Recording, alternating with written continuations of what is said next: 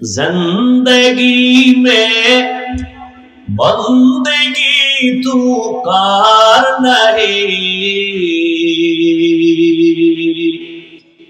जिंदगी में बंदगी तू कार नहीं, जिंदगी में बंदगी शर्मिंदा है, जिंदगी में बंदगी शर्मिंदा है। यहाँ हम सब मुसाफिर दिल न लगा, अहले दिल की नजर से रूह करता जा। यहाँ हम सब मुसाफिर दिल न लगा, अहले दिल की नजर से रूह करता जा। शाह दौलत सब फकीर गर नेक नहीं, शाह दौलत सब फकीर गर नेक नहीं, जिंदगी में बंदगी तू कार नहीं, जिंदगी में बंदगी तू कार नहीं, जिंदगी में बंदगी शर्मिंदा है, जिंदगी में बंदगी शर्मिंदा है, जिंदगी में बंदगी कुन बंदगी, बंदगी पे जिंदगी शर्मिंदगी। रब्बि इश्रह ली सदरी व यस्सिर ली अमरी वहलुल उक़दतम मिन लिसानी यफ़क़हू क़ौली। मैं दुरूह मजबूर ऐ सैयद आलम, मैं दुरूह मजबूर ऐ सैयद आलम, दीदार दिखाते नहीं आवाज सुना दो, दीदार दिखाते नहीं आवाज सुना दो। मैं सूरत यूसुफ को नहीं चाहने वाला, मैं सूरत यूसुफ को नहीं चाहने वाला, मैं कैस के मानंद नहीं आशिक नल्ला, मैं कैस के मानंद नहीं आशिक लैला, मैं आशिक मौला हूँ मेरा इश्क दवाना, मैं आशिक मौला हूँ मेरा इश्क दवाना, ई जुमला जहाँ जिसकी तजल्ली से उजाला, ये जुमला जहाँ जिसकी तजल्ली से उजाला।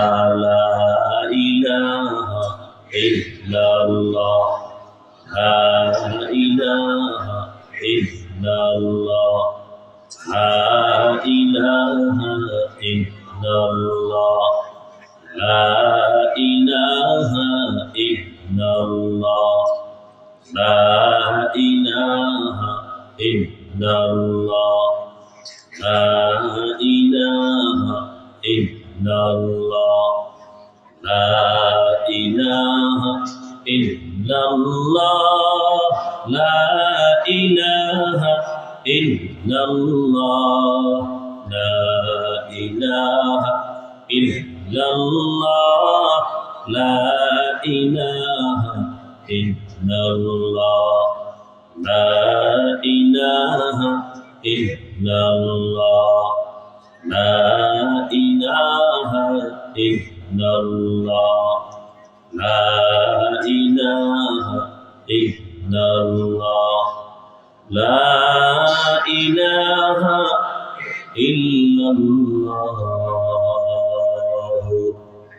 মুহাম্মাদুর রাসূলুল্লাহ।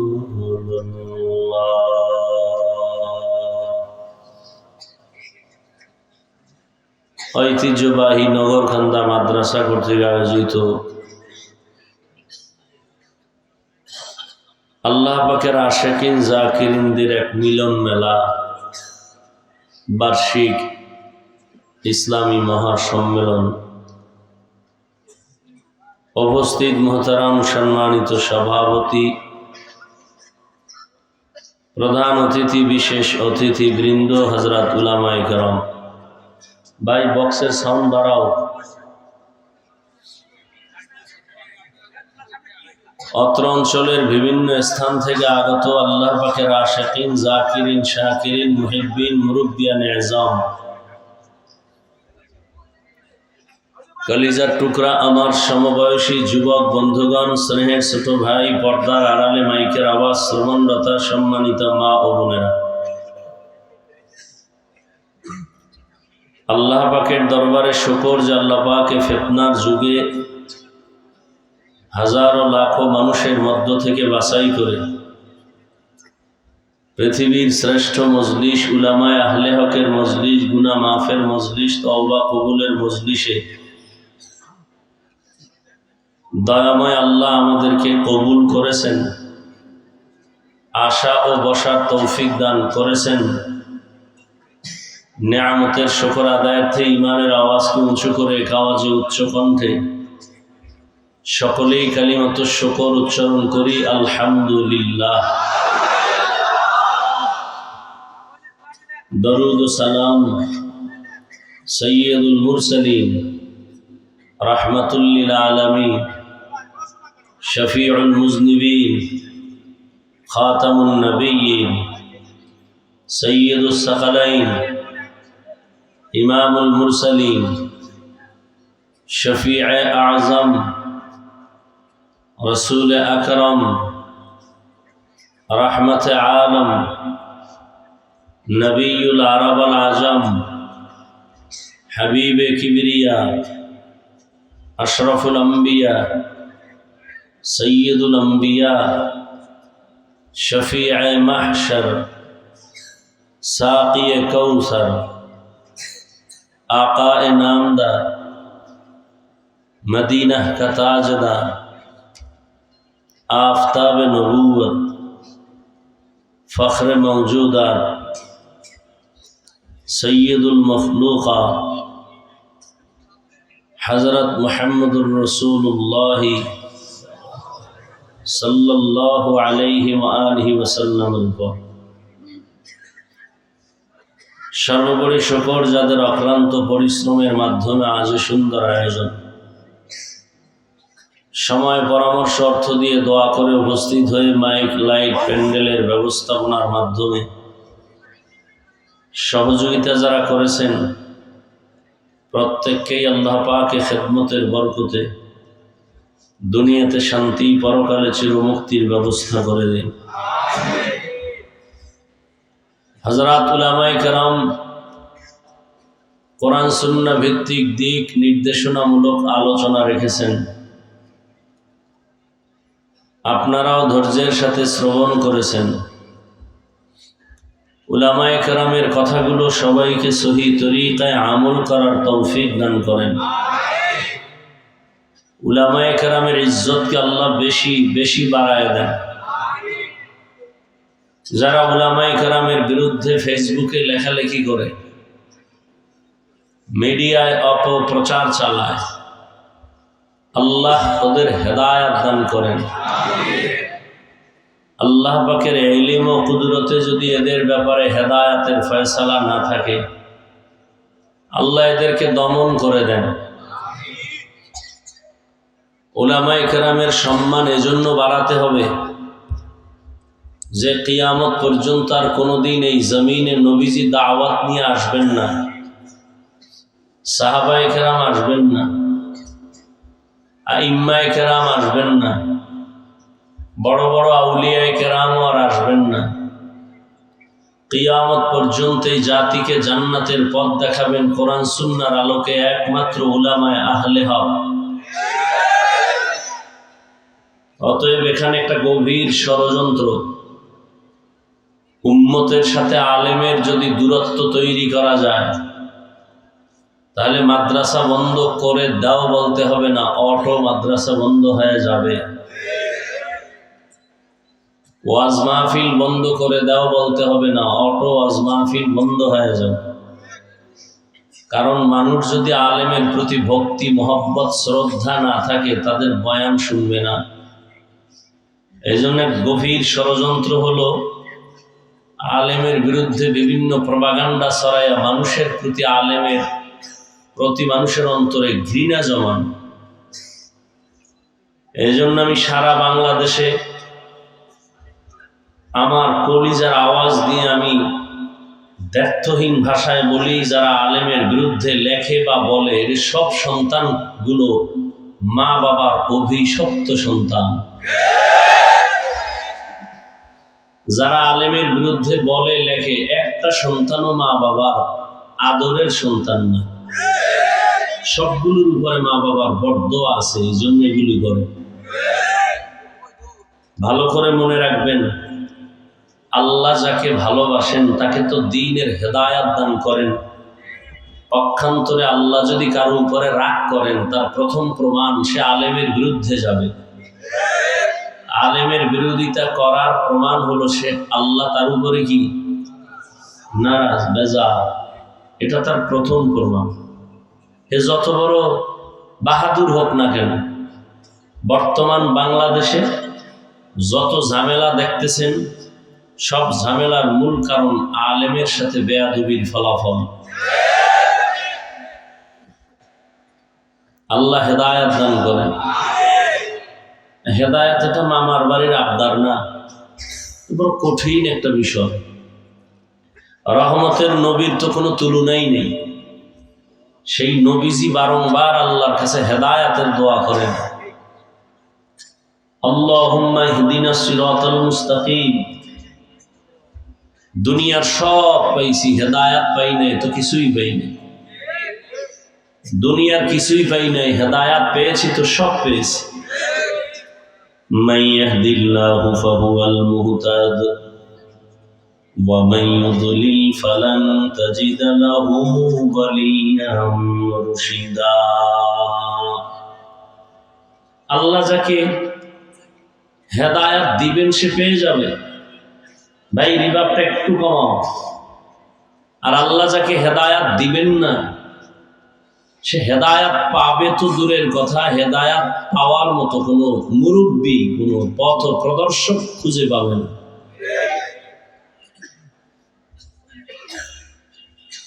তো যাই হোক,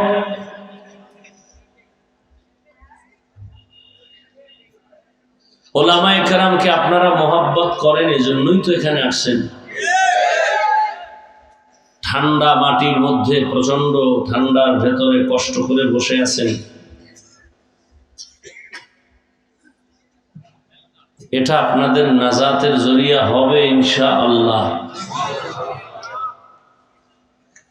আলেম যেই মর্যাদা, যে পুরস্কার আল্লাহর থেকে পাবে, আলেমের সাথে যাদের সম্পর্ক আছে বিভিন্ন ভাবে, তারাও সেই পুরস্কার আল্লাহর পক্ষ থেকে পাবে।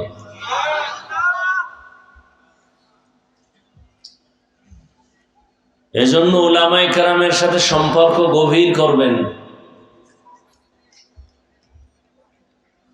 এমন সম্পর্ক যে আপনাকে দেখলেই যেন চিনতে পারে।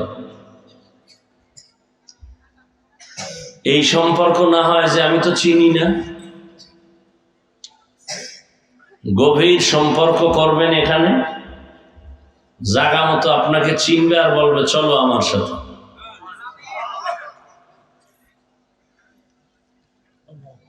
আলেম হইতে পারেন নাই, আফসুস না কইরা আলেমের বন্ধু হন,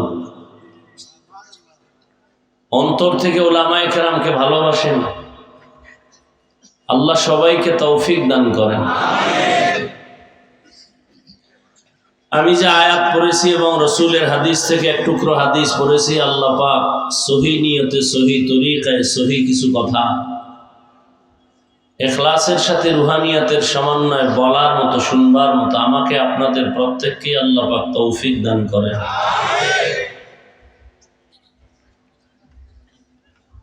অনেক লোক এখানে আসছিলেন, আবার চলে গেছেন। আবার অনেকে আসার নিয়ত করেছিলেন, আসতে পারেনই নাই। আবার অনেকে বাড়ির থেকে নগরখান্দার মাহফিলে আসছেন ঠিক, কপাল খারাপ, প্যান্ডেলে ঢুকতে পারে নাই।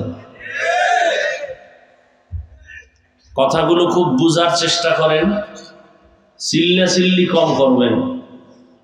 ভদ্র মানুষ কম চিৎকার দেয়, তাদের কথার মধ্যে ভদ্রতা, বসার মধ্যে ভদ্রতা, চলার মধ্যে ভদ্রতা।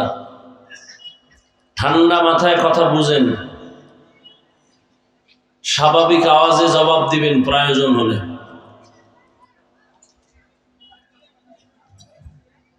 অনেক মানুষ আসতে পারে নাই, আর এক দল আসছে চলে গেছে, আর এক দল আসছে এখনো আছে, তারা প্যান্ডেলে ঢুকে নেই। এরা সবাই বিভিন্ন গল্প গুজবে, দোকানে পাটে, আড্ডায় তাজা তাজা কবিরা গুনাহ করতেছে। এবার বুঝেন, ওয়াজের প্যান্ডেলে আইসাও সে এত সুন্দর বরকতের মজলিস পায় নাই, কপাল কত খারাপ।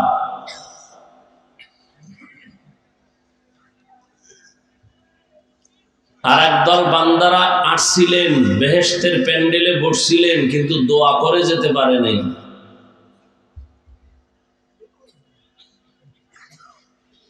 সম্পূর্ণ বিষয়টা আল্লাহ পাকের কুদরত। বান্দার এখানে কোনো এখতিয়ার নাই, ইচ্ছা নাই। বান্দা চাইলেও কিছু হয় না, আল্লাহ চাইলে সব হয়। তবে বান্দা চাইলেও হবে যদি চাওয়াটা আল্লাহর চাওয়ার সাথে মিলে যায়। এখানে মন চাইলে আসা যায় না, মনে চাইলে বসা যায় না। এখানে আসতে কপাল লাগে, বসতে কপাল লাগে, দোয়া করে যেতে কপাল লাগে। যেই নবীজিকে এক নজর দেখলে জাহান্নামের আগুন হারাম, যে নবীজির চেহারা মোবারকে তাকাইলে পেটের ক্ষুধা থাকে না, সেই নবীকে 13 বছর দেখলো, বয়ান শুনলো, কপাল খারাপ, কালেমা পড়লো না। এত বড় পৃথিবীর নিকৃষ্ট বেঈমানের নাম কি আপনারা জানেন? এর নাম কফাল। এর নাম কফাল। অন্যদিকে 27 বছরের যুবক তরবারি নিয়ে যায় নবীকে জবাই করার জন্য। রহমতের নবীর চেহারা মোবারক দেখলেন, তরবারি ফেলে বললেন, রসুল আমার মাথা কেটে দেন, তবে কালেমার রশিটা আগে লাগাই দেন। এর নাম কফাল। 13 বছর নবীকে দেখলো, বয়ান শুনলো, কালেমা কপালে আসলো না। আর নবীকে জবাই করার জন্য তরবারি নিয়ে দৌড়ায়া সাথে সাথে কালেমা পড়ে ফেললো। এর নাম কফাল। যারা আসতে পারে নাই এরা এক কপালওয়ালা। যারা ওয়াজের নামে নগরখান্দা আসছে কিন্তু প্যান্ডেলে ঢুকতে পারে নাই, কত বড় বদনসিব। আর এক দল প্যান্ডেলে ঢুকছে কিন্তু মা বাবার জন্য কান্না করে দোয়া করে যাবে, সে কপাল হয় নাই। শুধু শুধু আসলো আর চলে গেল। বক্তার এলেম আর আমলের বাহাদুরিতে ওয়াজ হয় না। আজীবনে কথাটা মনে রাখবেন, পারলে লিখে রাখবেন। যত বড় আলেম হোক না কেন, বক্তার বয়ান তার এলেমের বাহাদুরিতে হয় না, আমলের বাহাদুরিতে হয় না। সম্পূর্ণ ভালো মন্দ নির্ভর করে শ্রোতাদের অন্তরের মহাব্বত আর আকর্ষণের উপর। জানি না আজ আপনাদের অন্তরের কি মহাব্বত আর হালাত, ওই অনুযায়ী আল্লাহ কথা বের করবেন। কতটুকু ধৈর্য হবে তাও জানি না। দোয়া করি এতগুলো মানুষের আমিন খালি ফেরত যাবে না। আল্লাহ শেষ দোয়া পর্যন্ত আমাদেরকে হেদায়েতের আলো দিয়ে থাকার তৌফিক দান করেন।